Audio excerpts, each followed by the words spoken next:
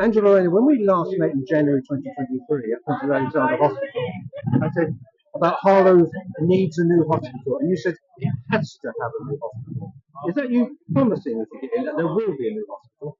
But we've said that we need to turn the page of the 14 years of the Conservative failures. They've broken their promises to the people of Harlow. I know Chris Finns, who is our candidate here, will be a real true voice to make sure that they hold our feet to the fire. We said we'll have to look at the finances. We don't know what mess the Tories are going to leave it in, but we said we'll invest in the NHS, 40,000 new appointments, which will affect people here in Harlow who are on the waiting list now that can't get the treatment. And that's what Labour will deliver, is making sure we get Britain back on track so that the hospital services here, the education services here, tackling antisocial behaviour, these are our first steps to make sure that Harlow gets the future it deserves with Chris Finns as a Labour MP. There's another place, just when you came to the football club a few weeks ago, another place called Public Health England. 2015, I interviewed George Osborne, pledging jobs, public health, or UK health security.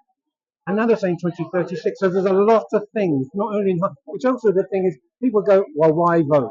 So there's almost all these things meshed up. And I understand people's apathy after 14 years of slogans and broken promises.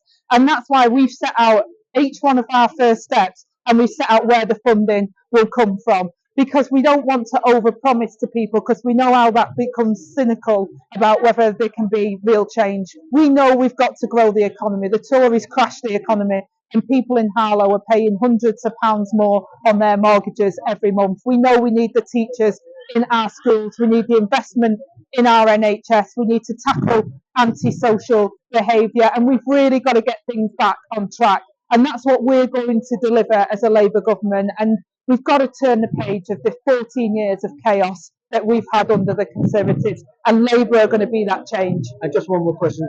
27% people turned out to vote in the local election. Just tell people to get out and vote, get out and express your opinion. It's really important. I mean, this is a change election. You can have more of the same, or we can have a change under a Labour government. And it's a real crucial turning point, I think, and a choice at this general election. So people should go out and vote, because it's really important that you have your say. Politics affects your lives every day, whether that's waiting on the NHS list at the moment, whether that's your children in the schools and not being able to get the standards of education that they deserve, whether that's the jobs and the security of jobs in the market, or whether the economy. But all of these things are politics, and it affects people's lives. So Labour is the change that we need to see so that we can get Britain back on track.